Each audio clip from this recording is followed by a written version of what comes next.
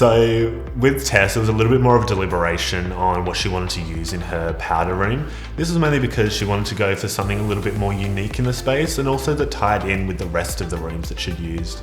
So in the previous room, she'd used a lead-like Strix above her vanity, but there just wasn't enough space to be able to use the same thing. So this time we opted for a wall-mounted bracket in there, and that really just gave a beautiful illumination for not only the space but also for vanity lighting as well. Tess decided on the lead-like Saba because it looked most similar to what the Strix did, but in a wall-bracketed version.